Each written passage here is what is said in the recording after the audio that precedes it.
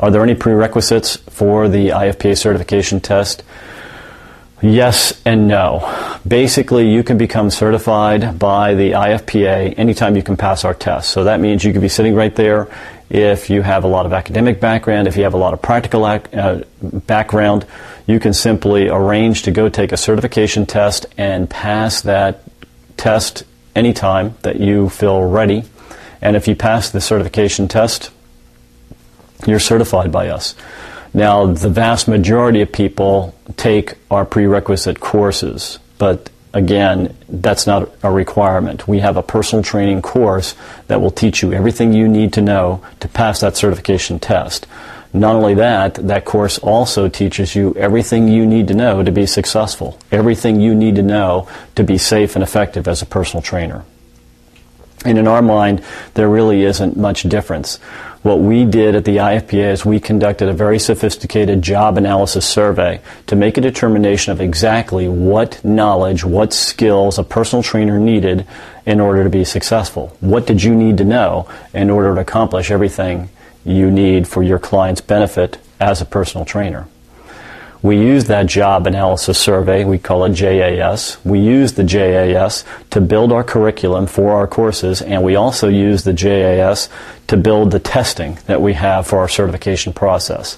So everything in that JAS is what we built our program around, both on the education side, the skill side, the knowledge that you needed to know, the skill you needed to know, as well as the certification process.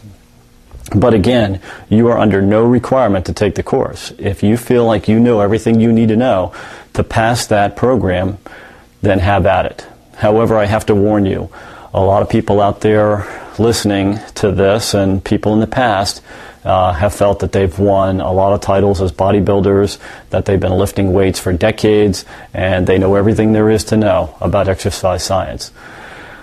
Unfortunately, though, a lot of those people didn't know enough to know what they didn't know.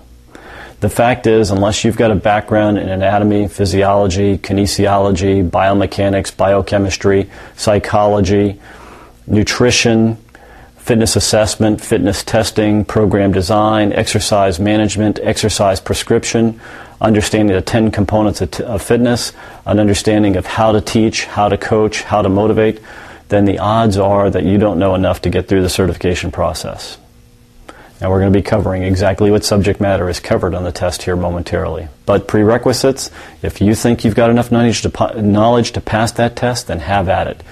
But if you don't, then I warn you, please take the time to thoroughly go through the course material. And keep in mind that for the personal training certification, you're looking at a 400-page manual where there's not a wasted word throughout the manual, including the preface, and a 600-page workbook to help you through the material in the manual.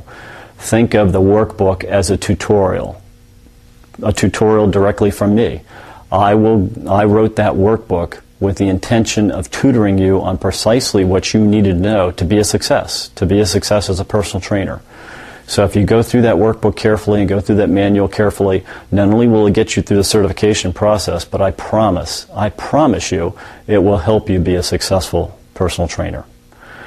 Question number 5 that I promised I would also answer is, should I work in a club or should I freelance?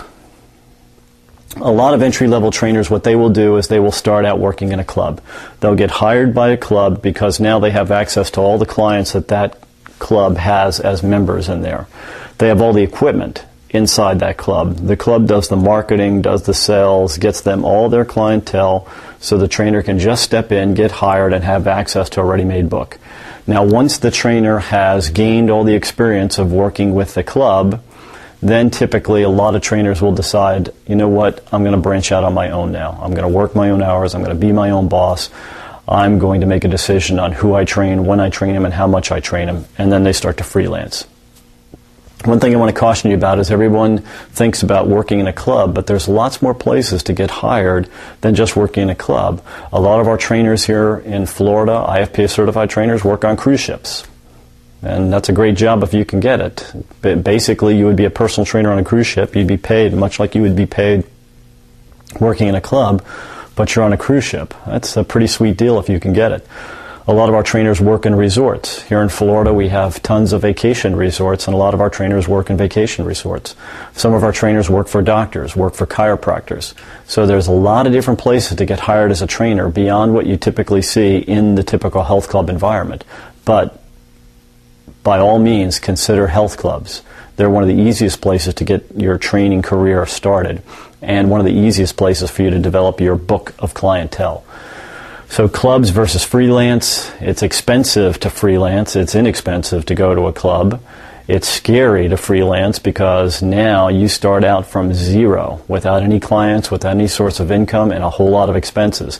When you work for a club, you don't have that. You have the club providing the safety net, so it's not quite as scary starting out.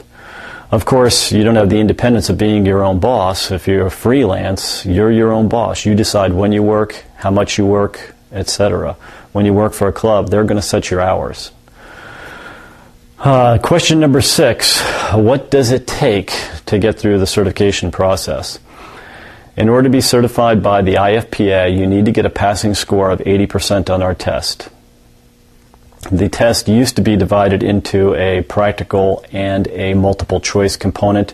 Because of the NOCA accreditation process we're going through, that test is going to be combined into one. So the test is being revised as we speak, and it will be done here within shortly. Probably by the time you receive this video, the test will be updated to a lengthier multiple choice test, but 80% is the cutoff score, so you need 80% to pass the certification exam.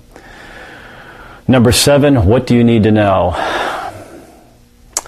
Basically, as a IFPA certified instructor, to get through the IFPA certification, we want you to know the same things to pass the certification test that you need to know to be safe and effective as a trainer, what you need to know to be effective, successful as a trainer. So I mentioned the sciences already.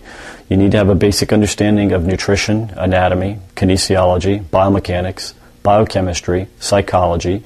You have to understand how to do fitness assessment and fitness testing. You have to understand how to do program design and exercise prescription.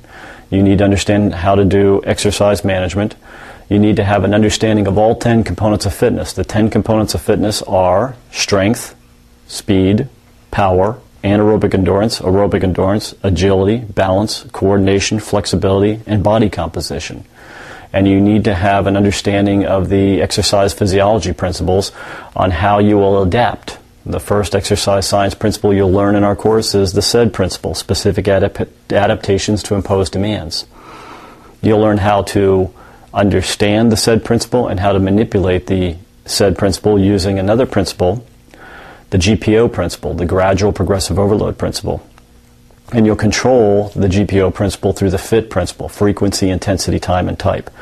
So you will have an in-depth study of the practical side of exercise physiology and exercise science. Again, we're not trying to make you an exercise scientist or an exercise physiologist. What we're trying to do is give you a thorough understanding of the practical side of the sciences that I mentioned so that you can do your job. And that's all we're going to do. We're going to give you the science that you need to understand your job. We're not going to waste any time on any theoretical application. This is not an academician's course. Academicians like to talk about theory and science for knowledge's sake. We talk about the sciences only to give you the practical tools you need to do your job and be successful in your career.